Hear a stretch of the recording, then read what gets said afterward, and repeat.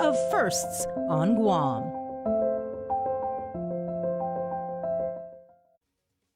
KUAM News Headlines is presented by Calvo's Insurance, a legacy of trust, serving Micronesia since 1938. Matson, celebrating 25 years of commitment to Guam, Micronesia, and the CNMI. Cars Plus Hyundai, home of the Kona electric vehicle, an electric heart with an SUV soul. Test drive yours today at Cars Plus. McDonald's of Guam, I'm Loving It, and King's Restaurant, serving your local breakfast, lunch, and dinner favorites for over 45 years.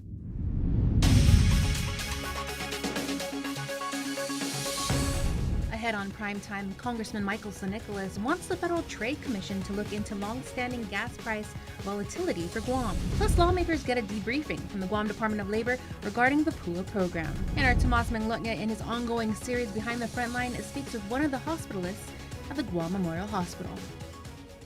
Hafaday and good evening, everyone. The Federal Trade Commission may consider including Guam in its ongoing probe of anti-competitive practices by big oil companies. Congressman Michael Nicholas received a response from the head of the FTC, encouraging him to meet with staff to discuss his long-standing concerns over gas price volatility in our local market.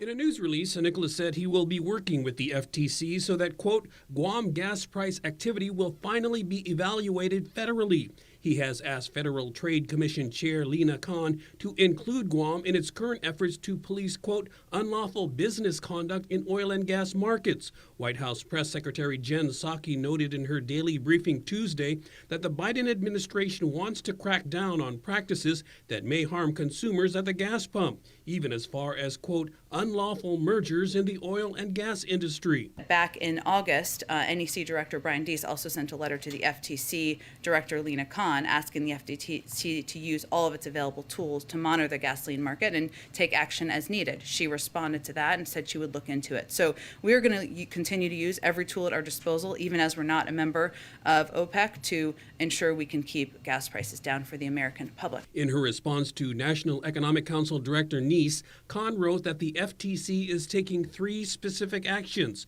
First, it will identify additional legal theories to challenge retail fuel station mergers where dominant players are buying up family-run businesses. Second, it will be taking steps to deter unlawful mergers in the oil and gas industry. In July, it rescinded a 1995 policy that allowed companies to, quote, propose facially anti-competitive mergers with impunity. And third, the FTC will investigate abuses in the franchise market where large national chains control franchisees over prices at the pump.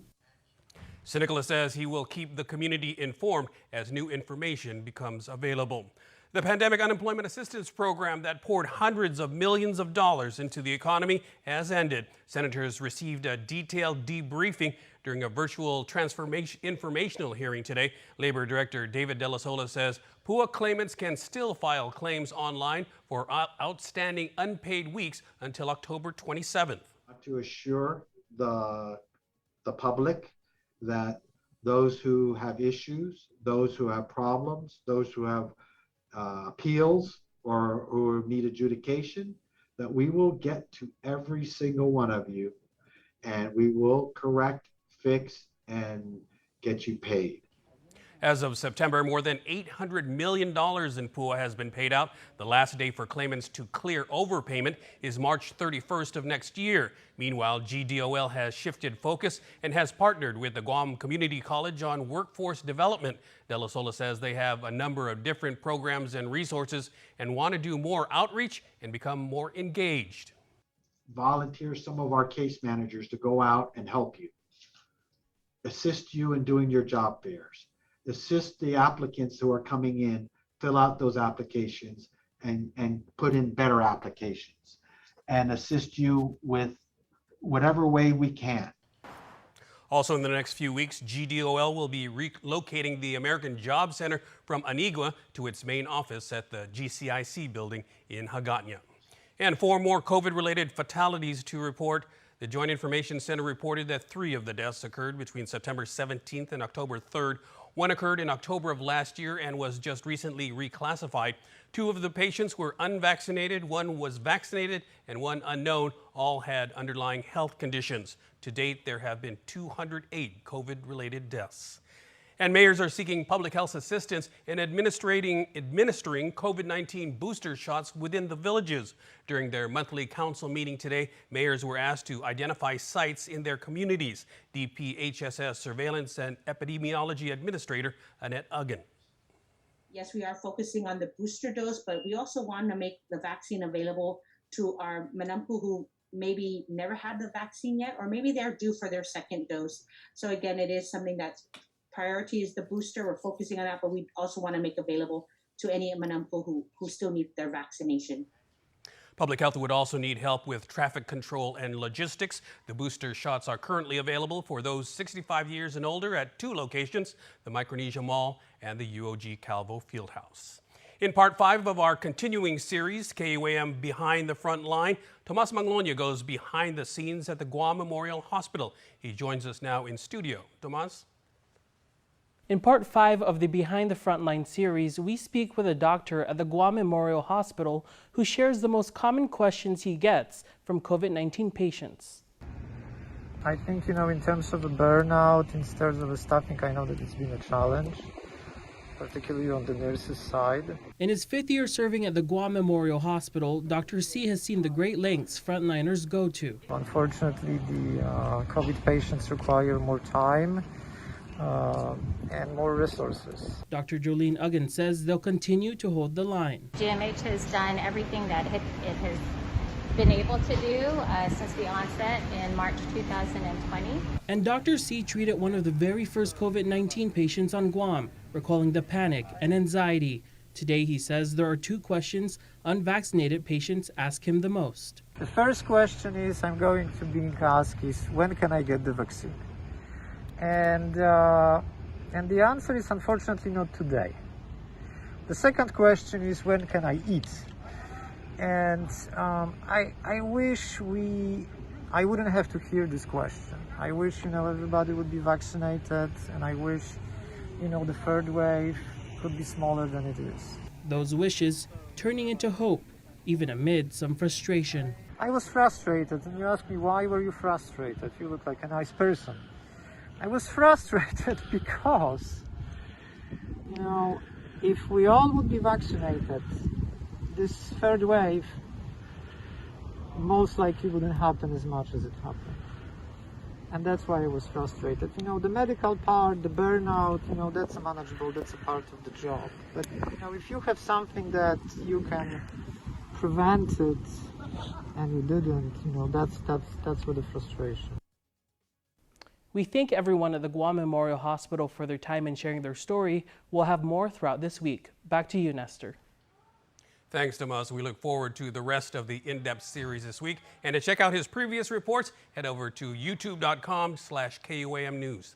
And Guam needs a new health complex, says GMHA Administrator Lillian Posadas. She gave an update at the Rotary Club meeting about the planned site for the healthcare facility, Eagles Field in Mangilao.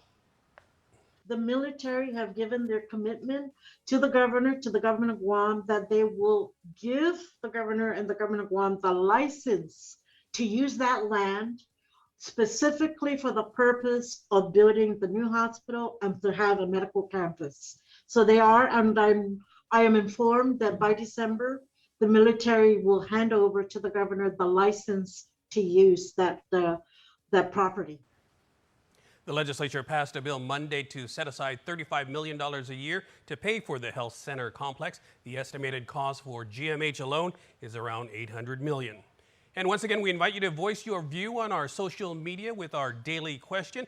Today, we ask you for your thoughts on whether or not you'd like to hear from Governor Leon Guerrero in a public address or press conference given the COVID-19 surge. We'll share your responses on the link tomorrow.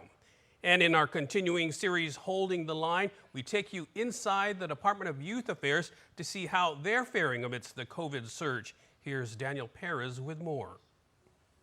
16 minors are currently housed at the Department of Youth Affairs.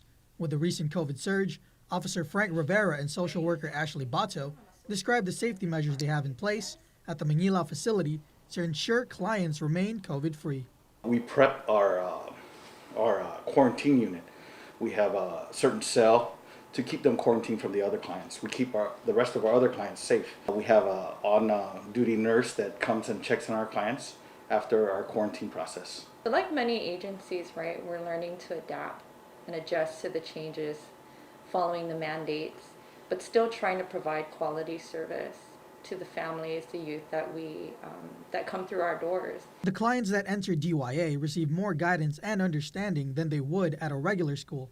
It's Bato's job to ensure they have a change of heart while inside, but also come out educated. I think that we need to remember that we can't forget our youth, right? They have a say in what is going on in our society today, in our community, because it affects them in some way.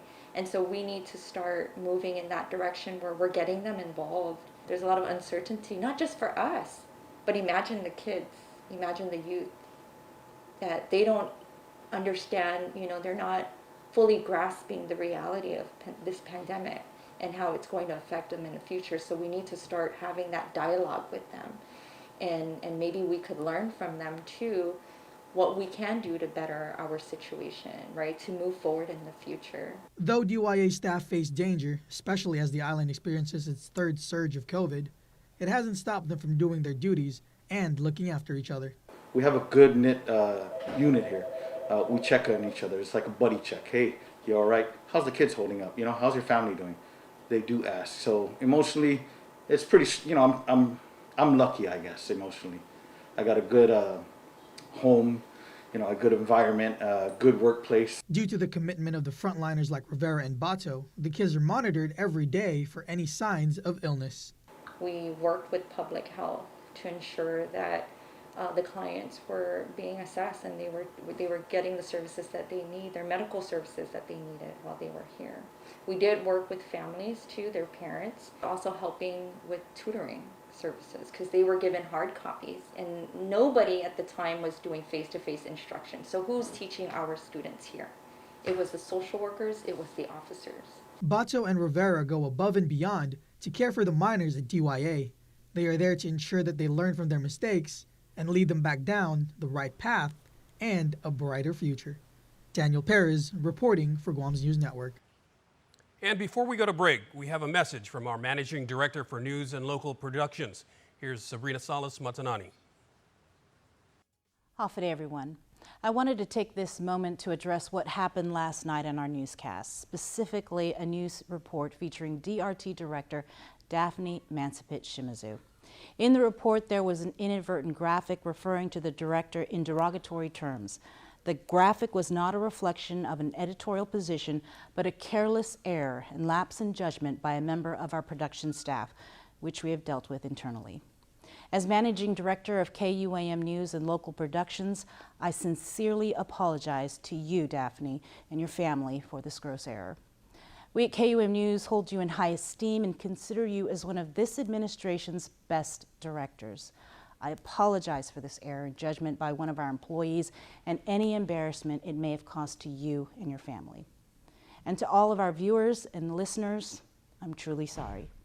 We will continue to strive for excellence and remain steadfast in our dedication to provide you the latest information during these challenging times.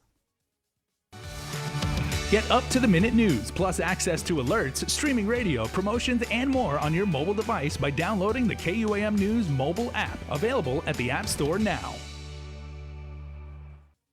Do you feel like you're missing out on something? Make life more rewarding with Pacific Points.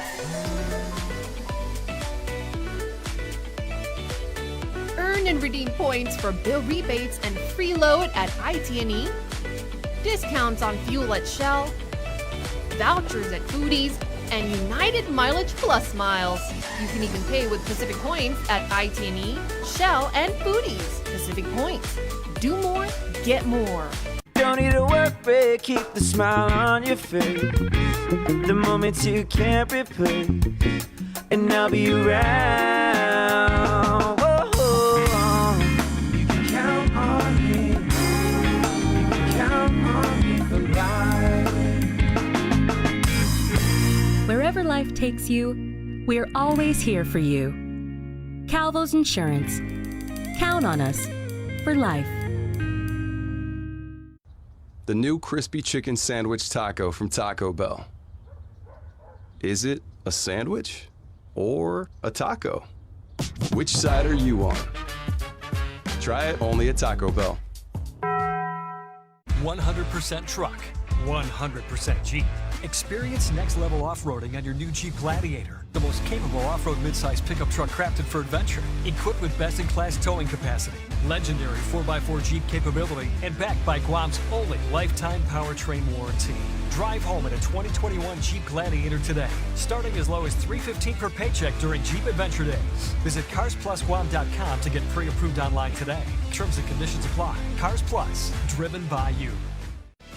It's a special delivery to your inbox every week with your KUAM News Roundup, program advisories, and promotions. Sign up for the weekly KUAM Digital Digest today on KUAM.com. Welcome back. If you're listening to us on your evening commute, please be careful. The National Weather Service has issued a small stream flood advisory until 7:15 p.m. and a flash flood warning until 7:45. Up to 2 inches of rain is expected to fall. The heavy downpour will cause flooding in low-lying and poor drainage areas. As a reminder, drive below the speed limit, allow enough braking distance between vehicles, and avoid flooded roadways. In police news, a 39-year-old man was arrested Tuesday after a male victim was discovered with multiple stab and burn wounds in Dededo. Manuel Jr. Cabrera Tedtautau is accused of aggravated assault for the incident that occurred August 21st at Fusino Street. Police arrested Tedtautau for the following offenses: kidnapping, robbery, aggravated assault, reckless conduct, theft of property, criminal facilitation, and guilt established by complicity. The investigation remains open. And the Guam Attorney General has filed a motion to dismiss the Justice Department's lawsuit against the GovGuam Retirement Fund. In September, the feds filed suit in district court on behalf of 4 GovGuam employees who also serve in the military.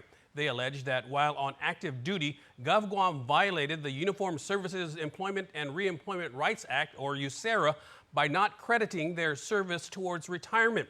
This while using donated leave as part of the government's leave-sharing program. The AG contends that the feds failed to state a claim and that the case should be dismissed because the government does not reduce benefits but provides an alternate form of leave to those who find it more beneficial. The AG further argues that the suit threatens to undermine a leave-sharing system that has helped support other vulnerable workers who suffer from catastrophic or chronic illnesses. And a complaint alleging sex discrimination has been filed by a Guam Department of Education employee with the Equal Employment Opportunity Commission. With more, here's KUAM's Isaiah Uggan. Michael John Kanata, preferably known as Shelly Kanata, has been with the Guam Department of Education for 15 years. Last month, she filed a complaint with the U.S. Department of Education's Office for Civil Rights. Shelly alleges GDOE discriminated against her on the basis of sex. The treatment was so bad that I would have lunch and breaks in my car because I was scared to talk. USDOE referred the case to the Equal Employment Opportunity Commission. Shelly believes she's being discriminated against because she is transgender. Shelly has been with GDOE since 2004. It wasn't until a new principal took over at GW High School in 2019 that she began feeling targeted, bullied, and discriminated. She cites an incident that occurred in April regarding her name being posted on a whiteboard. And it continued of the board where Shelly Michael, that's what they put on the board. And it is typed out, printed, laminated, and stuck to a matnik or Velcro. Shelly Michael. I asked them why did they do that, and they said, "Oh, because we have to put your legal name up there because we some people don't know who you are." But my thing was, so now it's a problem, but with my former administration, it wasn't a problem. Everybody knew who I was. I'm the only person that goes by Shelly. Prior to her complaint with the Equal Employment Opportunity Commission in May, she filed a complaint with the Guam Federation of Teachers and requested GDOE transfer her out of GW. She says GFT misplaced her file and told her that her case is weak, and GDOE never responded to her request. As a result, she signed for paid leave and hasn't been back to work since. During this time, however, she's also had health issues related to her diabetes that has prevented her from returning to work. As recent as September 27th, she received a doctor's note regarding her ongoing health issues, the note stating her general health has been out of control in the last few months due to ongoing stress from a work-related bullying issue. The doctor's note also pointed out that it appeared that her personal medical information was obtained illegally from her clinic. Shelly has not received a paycheck from GDOE for the past 2 months. She filed a complaint with the feds because she is a transgender, is afraid, and feels no support from the school, the GFT union, and GDOE. But they didn't make it easy for me. They did everything that they can do to try and break an individual without people noticing. Just because you can't see it doesn't mean that it's not happening. Reporting for Guam News Network, Guahusi Isaiah Uggan. KUAM News has reached out to GDOE for a comment and has yet to receive one as of news time. Meanwhile, the Guam Education Board has expressed its concern about the safety and quality of students' learning now that they're attending classes in scheduled cohorts. Parents are also concerned about their children on school campuses, but Legislative Education Chairperson Senator Talina Nelson believes that GDOE is doing enough to keep the island's next generation safe while providing the education they deserve. GDOE has done their very best to navigate through the things that they can control, which is the social distancing measures, trying to open up schools so that parents can go back to work, trying to keep the kids safe, installing water stations, installing sinks, providing all the PPE for the teachers and for the students, and also hand sanitizers. They've put every safety mitigation in place. And again, also the concern of the parents, because you see hundreds of students getting together in one location, and so there's a concern. And then we see new cases popping up. However, they've responded, they've been proactive, and now they're trying to find a safety transition to bring all of our kids back to school. Students returned in late September in 2 scheduled cohorts to minimize the number of people on campus at any given time. Meanwhile, the Catholic schools report 3 positive cases since they returned to in-class learning on September 20th. In a news release, the Archdiocese said public health was notified and safety protocols initiated. It adds that it does not appear the cases were transmitted on campus. There was 1 reported at Notre Dame on October 1st, 1 at Mount Carmel School on October 4th, and 1 at St. Anthony's School on October 5th. And back to public schools, some parents can expect a call soon regarding their children's laptops. GDOE announced that some schools will be asking students to return the devices now that in-person instruction has resumed. Deputy Superintendent of Curriculum and Instruction Joe Sanchez said that schools that are struggling to provide students with access to laptops on campus are asking parents to return the devices. He notes that many have already indicated that they're willing to give the equipment back. In fact, we do have a large number. I say a large number, I mean, it's already in the hundreds of parents who are just electing to return the laptop. GDOE distributed about 10,000 laptops to students in August for remote learning. And knowing the signals and sounds of a potential fire could save your life. The Guam Fire Department is teaching the community about fire safety. KUAM's Hannah Davanzo has this report. This week is Fire Prevention Week, and Fire Captain Tom Tatautau, along with all members of the fire department, are educating the community on how to stay safe. We always encourage the community to practice fire safety 365 days a year, because although it's only celebrated at this time, we do it every day of the year. Fire Lieutenant Philip Ennis believes one way island residents can practice fire safety is by installing a smoke detector in the home. Smoke detector, it makes different sounds, which means different things. Like if it beeps one time, like once a minute, that means you should change your battery. And if it has 3 beeps in a row, that's your smoke detector. It's signaling smoke. And if it beeps 4 times in a row, that means you have a carbon monoxide poisoning, okay? So what you do in all 3 of those, well, you can check the battery with the first one, but when the 3 beeps or the 4 beeps, you need to exit your house and call 911 and they'll have the fire department come out. To support Fire Prevention Week, there will be a wave event from 4 to 6 p.m. on Friday where people can drive by and honk their horns in support. Locations include the Micronesia Mall intersection, the ITC intersection, and the Tri intersection in Barrigada. Reporting for Guam's News Network, I'm Hannah Devonzo. Sports is next with Dave Delgado. Don't go anywhere.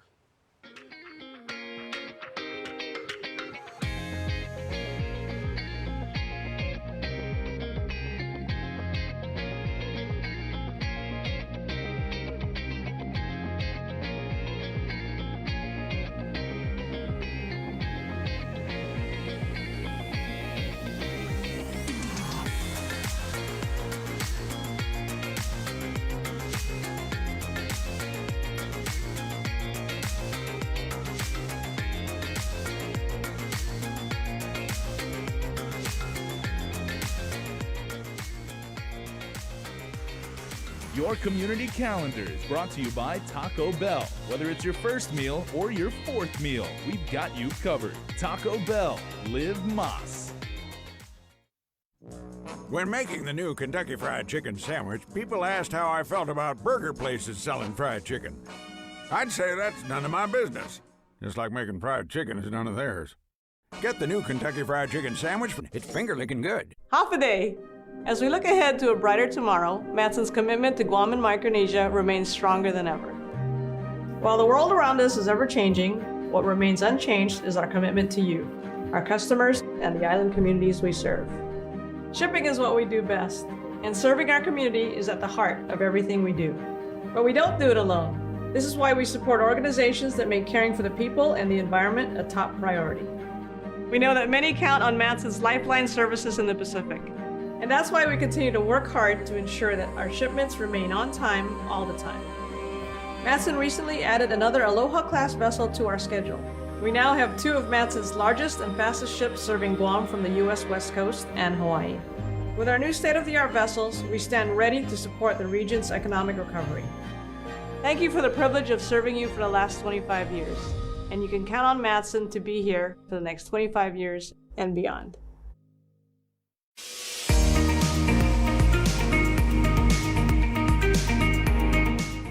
KUAM Sports is brought to you by Docomo Pacific. Better together.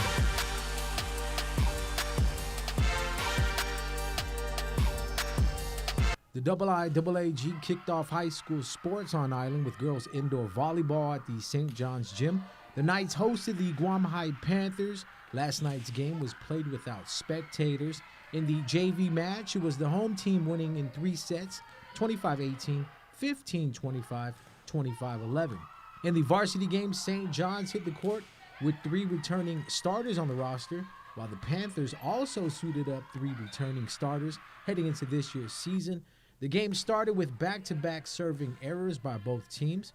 The Knights won the first rally of the set. Lane Morrell recorded the first kill of the season for St. John's. Guam High's Amani Washington came up with a big shot to give the visiting squad the lead as both teams started to warm up. Teammate Cameron Thompson added to the Panthers' lead with a score at the net. Jaden Palomares answered with the score for St. John's as the Knights tied the set at 23. Guam High went on to take the first set 26-24. The Panthers picked up where they left off and cruised to a 13-3 lead in the second set, led by Washington, who put down 3 kills. St. John's went on a 13-3 run to tie the set at 16. Kaya Malakuti and Wendy Zhang rallied their team and put them ahead 21-16. The Knights went on to take the set 25-18, capping off a 22-5 comeback run. Guam High settled down and took the third set 25-20. St. John's returned the favor and won the fourth set 25-18. In the fifth and deciding set, it looked like the Panthers were going to close out the match on the road, leading 10-6. St. John's had one more run left in the tank, going on a 9-2 scoring spree for the 15-12 win. In the other game played last night, it was the Notre Dame Royals defeating the Academy Cougars in straight sets, 25-16, 25-17, 25-19. St. John's will hit the court again Friday against the Academy Cougars at Academy. Guam High will face Harvest at Harvest Friday evening. Notre Dame will have a bye. In other news, big shout out to Guam's Joey Crisostomo Jr., Eric Soto, and Christian Calvo, who competed in the Ironman 70.3 Barcelona. The event featured a 1.9 kilometer swim, 90 kilometer bike ride, and a 21.1 kilometer run. In programming news, tune into the stations of KUAM. You know how we do it. Catch all your NFL action right here. Monday, October 11th on KUAM TV 11, 3 in the morning, NFL on CBS, New Orleans Saints at the Washington football team. Then at 10:20 in the morning on NBC, KUAM TV 8, Sunday Night Football, Buffalo Bills at the Kansas City Chiefs. KUAM Sports is brought to you by Docomo Pacific. Better together.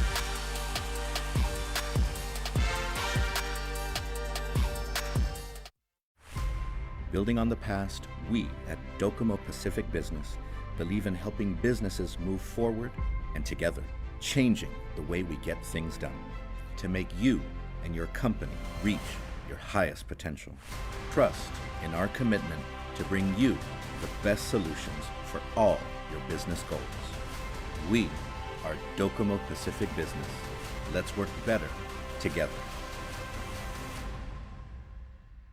Guam's auto appearance specialist, Elegant Reflections, has been providing the automotive industry with professional detailing and car care products at its highest quality, from complete detailing, full interior detailing, exterior detailing, headlamp restoration, hand washing, seat and carpet shampoo, engine degreasing, undercarriage cleaning, paint sealant, fabric protection, paint oxidation removal, and so much more. Visit us at our new location. Call 646-5555 for an appointment. Elegant Reflections, Guam's auto appearance specialist, over 20 years of experience.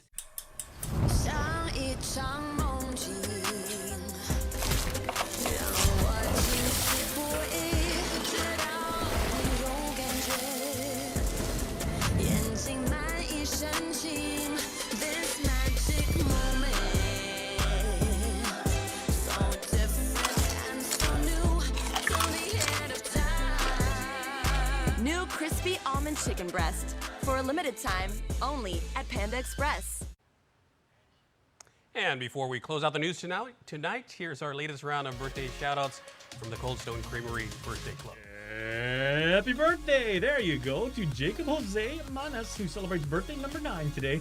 Jacob, we love you. Say Amia, Anaya, Gabriel, Ariana, Daddy, Mom, Papa, and Auntie Jennifer, and they say enjoy your day. Today's all about you. And Daniel A. Uggan gets a birthday shout-out, a special one. Happy birthday to my husband and father of our 3 sons. We're wishing you many more blessings. Thank you for everything. Coming with all the love in the world from Lisa and Jevin, Shane, and Thomas. So Jacob and Daniel, we celebrate you today. You guys are valued members of our community, and we're so happy to share this wonderful island of ours with you. Happy birthday to the both of you. Have the best day. And one of our KUAM kids is celebrating a birthday today as well. A very happy 12th birthday to Brock Matanani. Happy birthday, Brock. That's our report for tonight. Thanks for watching, everyone. Be safe out there.